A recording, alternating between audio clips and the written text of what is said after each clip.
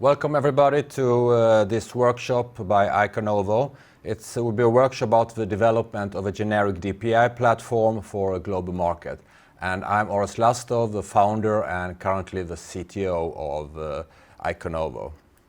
Some background about our company is that we've been founded for almost 7 years and have grown significantly to 29 employees, and we are based in Lund in south of Sweden at the old AstraZeneca site, which is now Medicon Village.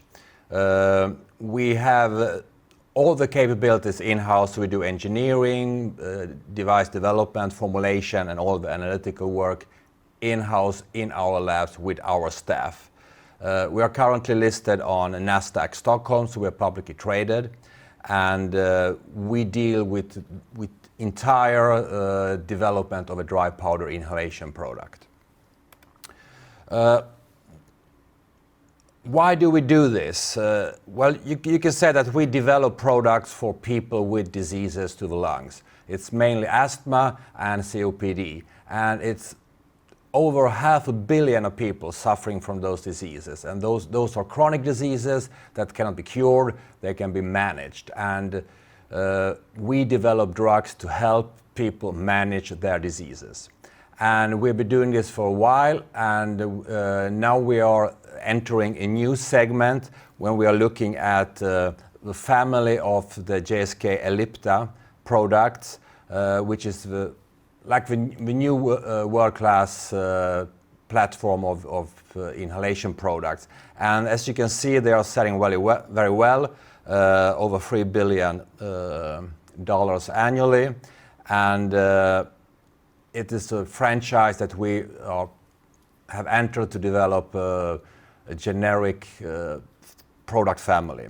And the challenge here is to match the expiration of the patents, both for the drug and for the device. And as you can see, the drug expiration is beginning already 2021, but the main one, Relvar Brio, is 2025. So that's our main target, to have our product ready for that expiration.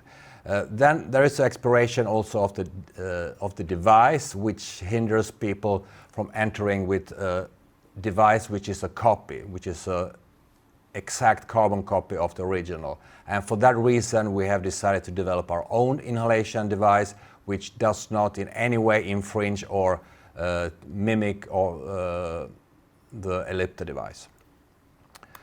When developing these products, you need to attack them from two sides. One is the device, and then also the formulation. And in those products, you also always have two different formulations in every product. So it's a combination product with one API in each powder, or sometimes in the triple case, you have two APIs in one and one in the other. And we do development of both the device and the formulation ourselves in-house, and that's what we offer to our partners. Developing this kind of products is very challenging, especially if you're targeting the US market. The FDA has very rigorous and very detailed requirements and guidances of what you need to achieve to be approved as a generic. So it's several kinds of equivalence that has to be proven. We need to have a formulation that's equivalent, we need to have in vitro equivalence proven, and also in vivo equivalence. So those are very, very challenging requirements that we must meet. But we know this from the beginning, so we have this on our target, on our radar from the beginning, and we develop a product especially to meet all those requirements. And then also we need to have a product that it's equivalent in terms of use. It's the flow resistance, the use of handling, etc. So for patient, it must be very, very similar.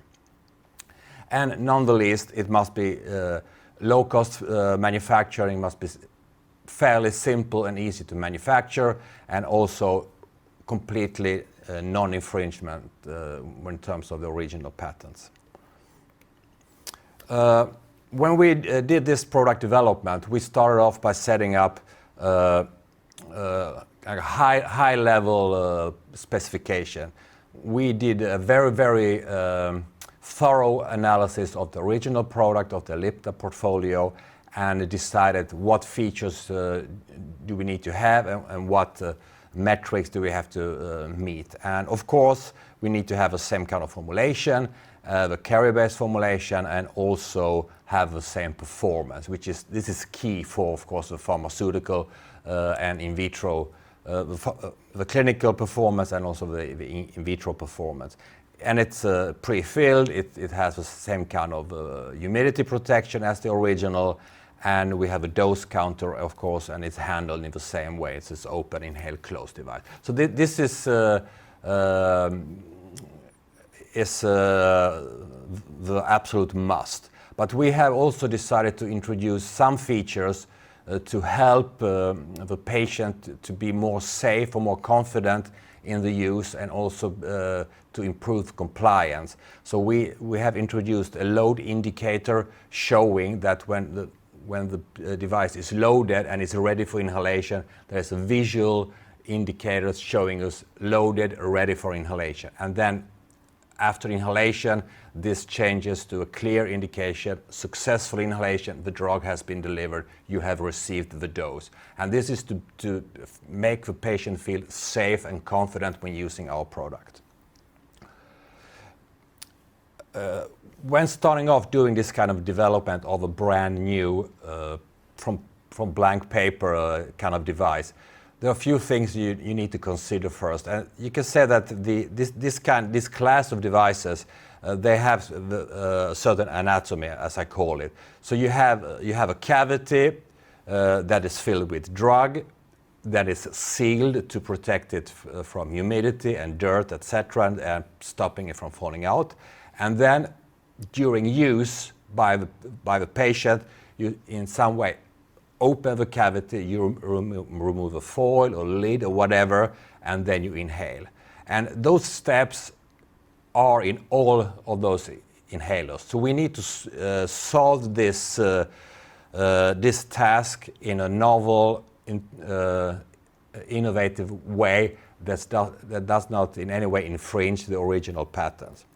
And this is a very, very important decision early to make in such a development. So either you decide to do a copy of the original, which means you use the proven technology, you can 3D scan and do like a carbon copy of the original, and that's from a technology point of view a safer way, because it's a proven technology and you know that it works as long as you are able to copy it properly. The con is obviously that you're risking infringing the patents, and in the Ellipta case, there are patents protecting the technology until 2030. That's almost 10 years from now. So this is a long duration of those patents, and that closes the door for those devices based on being a copy. The other choice you can make is to develop your own new technology, which is don't use a blister strip. Use something else. Come up with something new, innovative, novel. And that's the route we have decided to take. So we have our own technology that is, we have patents pending, and it's completely different from the original. And I think that is a key strength of our product, that we can launch this product before the expiration of the patent. Currently, the Ellipta patents, the device patents, there are 6 patents covering the device and aluminum strips. So it's 6 patents that protect that technology. And so we have decided to have a technology which is based on injection molded disc. So instead of an aluminum blister strip, we have an injection molded disc with cavities. And this disc is filled with drug, sealed, and then opened with our own novel innovation. I cannot show you any details of that because we just a few months ago filed our first patent, so this is still very sensitive to show publicly, so I can only talk about it in principle. So what we do, we have 2 circular discs filled with cavities filled with drug. They are sealed with aluminum foil, and then we have some kind of operation that we do that opens both cavities simultaneously, and then you inhale, emptying both cavities simultaneously, and the drug is delivered. And how those discs are designed, how we seal them, how we open that's covered in our patent. So I cannot, unfortunately, not go more deeply into that. So what do we have? We have our ICOpre. It looks like this. This is a real life size with a dose counter here. You operate by opening like this. Very similar in terms of handling to the Ellipta, and a clear dose indicator. So in this case, it's equivalent to the Ellipta, but inside it's completely different. So how did we go about in this development? Because this kind of development, when you do like a massive parallel development of device formulation, analytical methods, all the documentation, it's a lot of hurdles.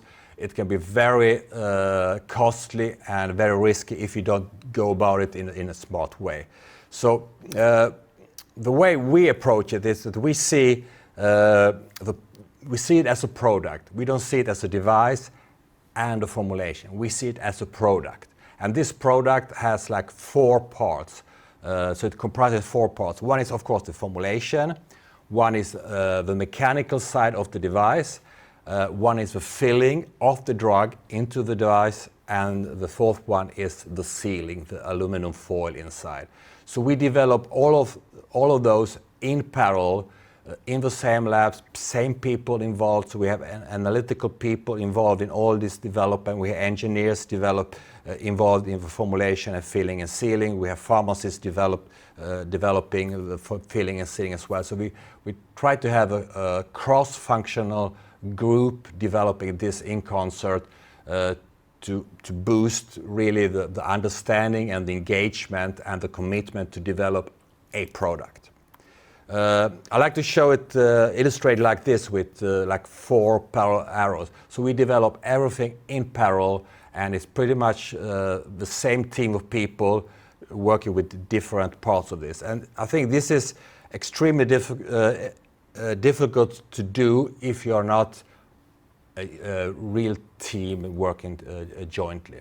I know examples of companies where the formulation development is done in one city and the device developed in another city. Sometimes it's different countries even. And then you don't have this very close cooperation. Even in some cases, if you have the formulation in one building and analytical in another building, you don't get this joint effort and joint engagement in the development that we achieve by mixing the people, working together in the same labs. So this gives us an excellent understanding of the product from different aspects. So we have the pharmacist's input on the device, we have the device people's input on the formulation, on the analytical testing, etc. So this enriches our development and it makes it less risky, reduces the cost and also the development time.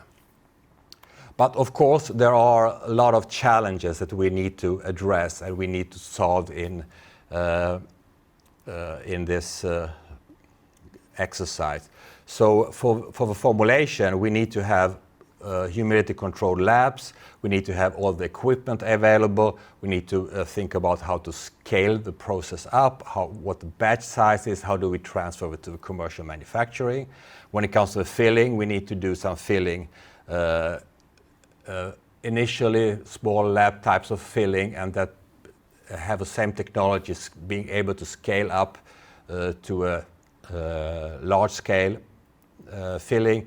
And in that case, both in the filling and sealing, you need to very early in the project connect with partners that can help you throughout the process. The device, it must be low-cost manufacturing, low part count, simple processes, and suitable for fully automated assembly. And of course, the testing, you need to have very integrated testing of the product. Another very, very challenging aspect is that when you develop everything at the same time, how do you prototype? How do you test? If you don't have a ready formulation, how do you test the device? How do you develop a formulation if you don't know what the device would look like? So you need to do this in a very clever way early on, so you have like model formulations, model geometries of the device, that you can optimize them in parallel even before they are finalized. And this is very challenging because everything interacts with everything. So as I try to illustrate with those arrows. So in order to manage this, like I say, in terms of the device, we started off by having like a unit dose version of the device with just single cavity. Then we scaled it up to have multiple doses, but instead in a circular disc, we have on a linear strip because it's easier to test, easier to fill. And then we move on to the final shape, which is a circular disc. This is the way to facilitate early testing and optimization of the formulation and some features of the device. When it comes to filling, we start off with simple spoon filling, then we go up to like small manual scrape filling, and then we go further on to more benchtop, simple machine type of filling using the same technology as in a commercial case. We also do a lot of computational fluid dynamics to optimize the geometry inside of the device. So I cannot, of course, show you the real simulation because then I would show the geometry inside. But this is you can say the emptying of a cavity. I think I can show that. So we simulate how the air flows inside the cavity, what kind of turbulence you have, and how well you get the air into the cavity, break up the powder and empty it. So all of this we can simulate doing CFD and use that to optimize the product. In terms of formulation development, we are developing 5 different separate formulations, and those are the formulations that actually make out the whole Ellipta portfolio. So we have 2 fluticasone formulation, 1 vilanterol, 1 umeclidium, and 1 combination umeclidium-vilanterol formulation. So we develop all of those at the same time, and they can then be combined differently to make out the different Ellipta products. I'm very glad to be able to show you this because we already have data using our inhaler, our formulations tested in NGIs in our labs and comparing them to the original Ellipta. So this is, we use the Relvar as a comparison, and here you can see the left 2 bars are the high strength Relvar. So to the left you see our fine particle fractions, the blue is fluticasone, the orange is vilanterol, and compared to the Ellipta. And both the low strength and high strength, we are very close already, and we are very, very early in the development of a formulation and very early in the development of the device. When it comes to the fine particle dose, which is clinically the relevant metric, we have very good results, but we are slightly lower than the original, which means that we need to increase the fill weight in our cavities. But we are, as you can see, very close already to meet the requirements that we plan to meet 4 years from now. Thank you very much.